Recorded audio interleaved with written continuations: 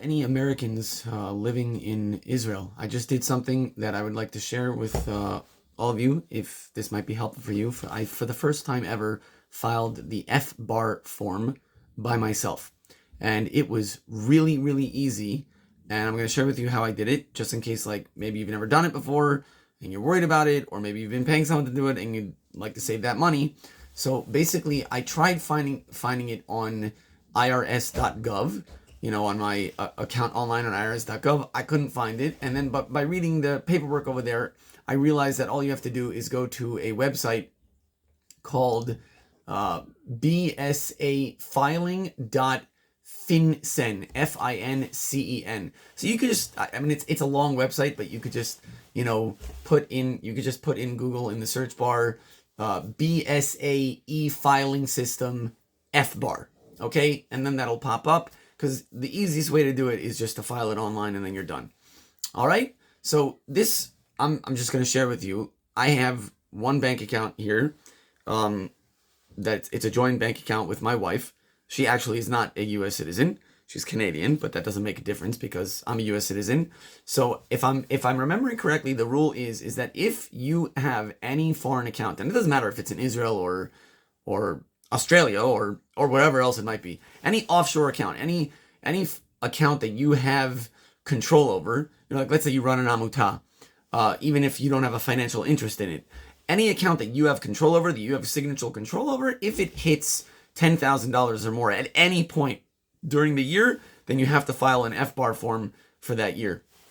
And what you're basically just doing is that you're letting the IRS know, yes, I've got this account, and you just put in your information. And if it's an account, let's say like we have, where you have an Israeli bank account and it's you and your wife together, or you and your husband together, or whoever it is that you might have joint accounts, so you put in your information, you put in their information, and then you just put in the most amount of money that there was in that account at any point in the year, which is very simple to figure out. You go to your Israeli online banking website and you just, download or just look yourself. You could go through the Tnuot B'Cheshbon, the movement in the movement, all the different movement that you have in your account, and you look at your balance. Just go through really quickly for the year of, let's say, 2023, right? That's the one that I just did. You go through your balance, find the largest shekel amount that you had, assuming that you had $10,000 or more in that bank account at any point. If you had less, so check it up yourself. I'm not giving any advice. I'm just sharing how I did this. So you find out how much money it was. If it was more than $10,000, what was the maximum amount? You just go through. By me, it was very simple. I just put in the dates, so I did from January 1st, 2023 to December 31, 2023. And then I downloaded it as an Excel spreadsheet and just I went through it very quickly, scrolling down, looked for the largest number. And then if you want to find out how much that is in dollars, because you're going to be writing it down in dollars on this electronic FBAR form, which again, to find where to do that, you have to go to the BSAE filing system. Just, again, put in the Google search bar or whatever search engine you use, BSAE filing system, FBAR form. And then it should pop up. And you want to choose, for me, I just found it easier just to do the online option and not, download a PDF, print it out, fill it in, scan it, blah, blah, blah. I think the electronic one online is just a lot easier. So anyway, again, that's what you're going to do. So the first piece of information that you need to know is you need to know what was the largest amount. So then you need to know what that is in dollars. And what you're supposed to do is that you note what day that was of the year. So for me, it was October 13th. So then I just Googled NIS USD separately. NIS, which stands for New Israeli Shekel, USD, which I sure hope you know what that stands for. And then historical exchange rate. So I happened to use the Globe's English website. It popped up right away. It has on the left side a little box where you can put in the date that you're looking for. I put in, you put in the month. I chose the month.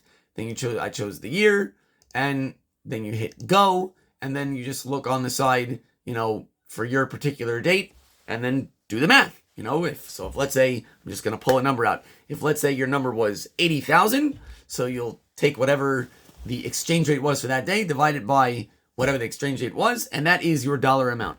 Now, here's something to note. There are multiple account options. So, there will be one section to fill out. It says, okay, fill out here if you have a separately owned account. So if for some reason you have an account which is you're the only signatory on it, you're the only one that owns the account, so you'll have to fill out there. And then there's another section which is for joint accounts. So if you only have a bank account, let's say you and your spouse, so that's the only one that you're going to fill out. Don't fill out anything else. So on the first page, you're just, putting in your name. So for me, it was Berman FBAR 2023. I mean, it's literally like they show you what to do. Another thing is that some of the instructions are hidden.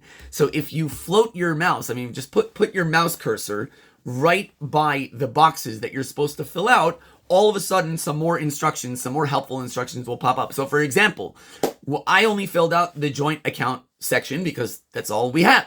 We just have our joint Israeli bank account. We don't have anything else. So there was a spot that said number of joint owners. And I'm like, oh gosh, do they mean with me or without me? And I'm like, I don't know what these bureaucrats want. So then I floated the cursor right over the box, and sure enough, it popped up some more instructions. It might take a half a second, so have patience. And if it didn't happen right away, so move your cursor away and put it back there. And then it said, do not include the filer yourself. So you're not including yourself. You're just putting, so if it's just you and your spouse, you're going to put the number 1 there. And then they ask for, obviously the obvious stuff, the name of the bank, the address of the bank, your account number, etc. And then of course the information on the joint filer. And you will need to know your taxpayer identification number, which to the best of my knowledge, for most simple U.S. citizen folk, that will be your social security number. If you've got business interests and whatever, so maybe you'll have a different thing. But I'm assuming that if you're not from the simple folk, then you're not listening to this anyway. But for most simple folk, it's just the social security number and that's it.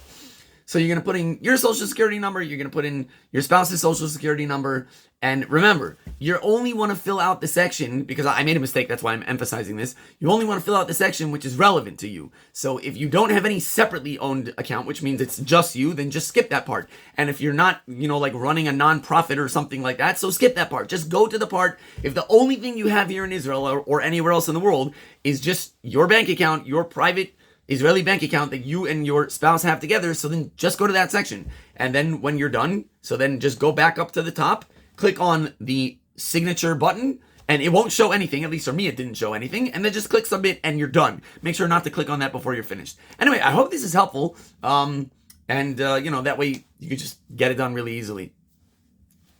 Bye. Oh, that didn't click off. Bye. Have success.